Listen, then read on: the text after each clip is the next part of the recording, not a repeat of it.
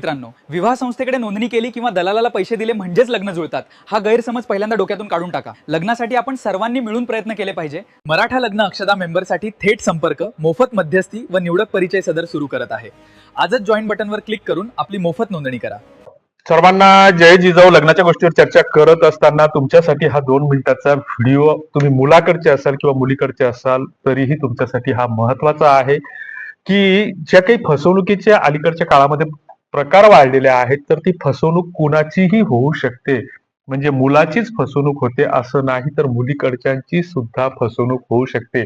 बऱ्याचदा असं होतं की लग्न आपण जुळवत असताना, ठरवत असताना अनोळखी ठिकाणी जातो किंवा आपली ओळख नसते किंवा ओळखीच्या ठिकाणामध्ये सुद्धा बऱ्याचदा असं होतं की मुलगा चांगल्या घरचा आहे, नोकरीवाला आहे, असा आहे, तसा आहे. मात्र ज्यावेळेस प्रत्यक्षात लग्न होऊन नांदायला जातो तर त्यावेळेस मग त्याच्यातलं सत्य तथ्य बाहेर यायला सुरुवात होते. बऱ्याचदा अलीकडच्या काळामध्ये अशाही घटना घडत आहेत की काही दलाल मध्यस्थ पैसे ठरवतात, ₹1,00,000-2,00,000 ₹50,000 घेतात आणि मग ती मुलगी घरात नांदायला येते आणि दागिने असं पळून जाते. अशाही घटना घडलेल्या आहेत. तर असो, याच्यातून तुम्ही आम्ही काय करू शकतो, तर आपण असं समजायला हरकत नसावी की बा बाकीचं जग कसं आहे आपल्याला त्याच्याशी काही घेणं नाही, पण आपण चांगले आहोत की एक तर आपल्या कुटुंबामध्ये मुलगी आहे लग्नाची, दुसरीकडे आपल्याकडे मुलगा आहे लग्नाचा.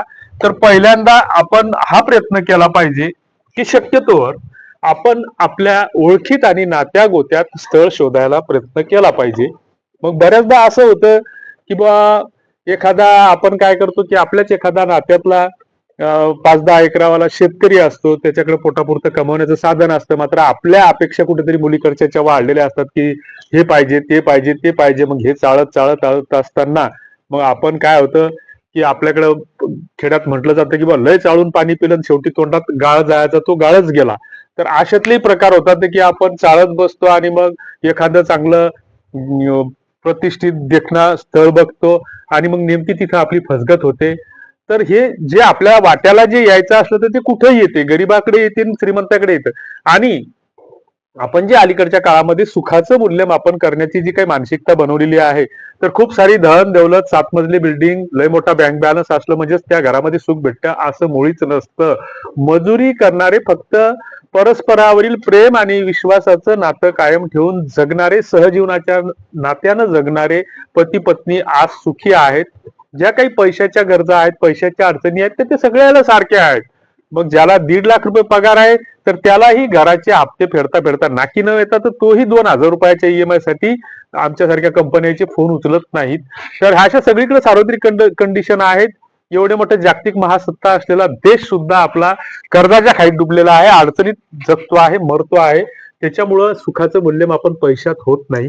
नातीगोती शक्यतोवर पाहण्याचा प्रयत्न करा, जुनीच नाती जिवंत करण्याचा प्रयत्न करा. जी काही साट्यालोट्याच्या प्रथा होत्या पूर्वीच्या काळी, तर त्या प्रथा पुन्हा अंमलात कशा येतील याचा विचार करण्याचा प्रयत्न करा.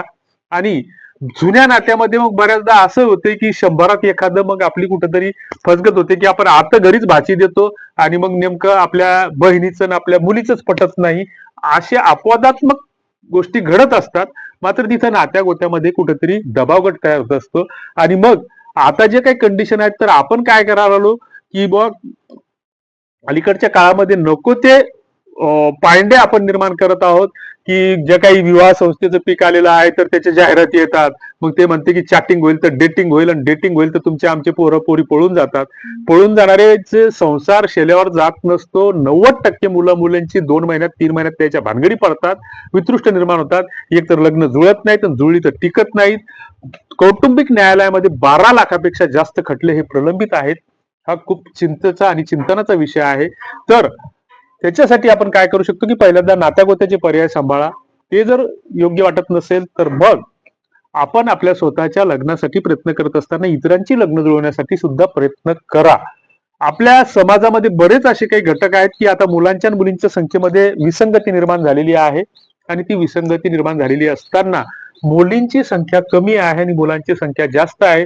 बरीच लग्नांची मुलं अशी आहेत की ती विधवा मुलीला सुद्धा स्वीकारायला तयार आहेत, घटस्फोटित मुलीला सुद्धा स्वीकारायला तयार आहेत.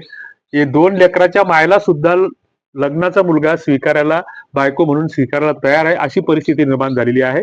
तर आमच्या समाजामध्ये अनेक अशा विधवा आहेत, परित्यक्त्या आहेत, घटस्फोटित आहेत, ज्यांच्या पदरामध्ये 1-2 मुलबाळ आहे. तर अशांच्या लग्नासाठी पुढाकार घ्या. आपल्या जर एखाद्या सोयऱ्या दाऱ्यात असेल तर त्यांना बोलतं करा, त्यांना तयार करा की दादा ही तुझी मुलगी आहे, ही माहेरात राहते किंवा सासरात राहते आहे, तिचा निभाव तिथे होणार नाही, तिला कुठेतरी गरज आहे. आणि लग्नाचे व्यवहार करताना पैसे कुणालाही देऊ नका.